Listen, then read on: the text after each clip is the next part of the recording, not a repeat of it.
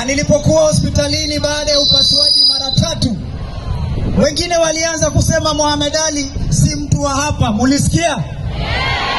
Ati arudi kwao. Mara naambiwa nirudi Mandera, mara naambiwa nirudi Wajia, mara naambiwa niende Isiolo.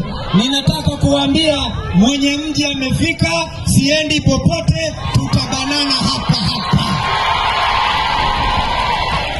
Mama hoye.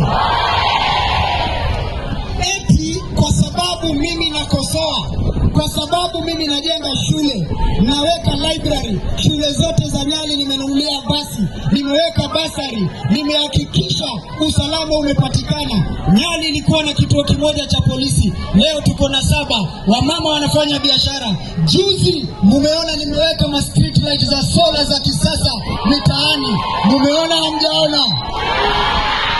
Alafu wanasema eti Mohamed Ali si wa hapa, arudi kwao. Nakuja kutoa tangazo maalum. Nakuja kutoa, uwe Masai, uwe Mgiriama, uwe Mwarabu, uwe Mswahili, wewe una haki ya kutafuta uongozi katika Mombasa County. Na waambie Mohamed Ali amesema mnaniita mimi ni mbara. Mwambie mimi na wabara wengine wote na wenyeji wengine wote wa hapa hatuendi popote, tutatafuta nafasi hapa na tutachaguliwa hapa. Ndio maana miaka 3 hamujawaona.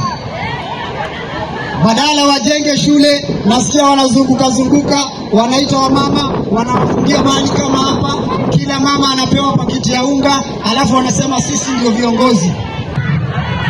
Hiyo unga kuleni kwa fujo. Mfanye nini? Kuleni kwa nini? Hiyo ni pesa yenu wameiba. Wamekataa kutengeneza hospitali, wamekataa kujenga barabara, wamekataa kuandika vijana wenu kazi. Kuleni hiyo pesa kwa mpigo, na siku ikifika pigieni handsome boy.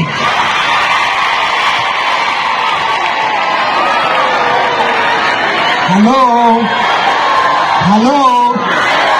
Eti siku ikifika mpigie nani? Waambie hichi chuma cha reli. Waungane wote. Tena nawataja kwa majina, siogopi.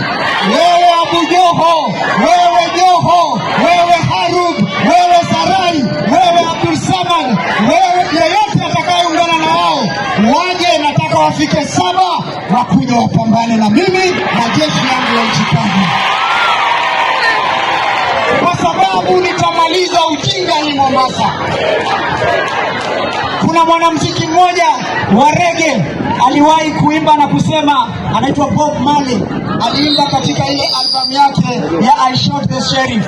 Aliweza kusema, every time I plant the seed, he said kill them before they grow. Yaani matajiri na hawa wanasiasa bandia, kauli mbiu yao ni moja, kuua watoto wa maskini. Watawaua vipi? Wanasema njia rahisi ya kumaliza mtoto wa maskini, mnyime elimu. Ndio maana watoto wetu wa mama wetu wakiona hawa wanasiasa wanakimbia, mheshimiwa kura yangu hii, mheshimiwa Mungu akuweke, mheshimiwa 5 tena. Badala asimame, anyenyekee, aseme poleni sana, sijafanya hii nitafanya, anakimbizwa akiombwa pesa ili watoto wa maskini waliokosa elimu wanaweza kumwabudu. Hatutakubali tena kuabudu miungu binadamu.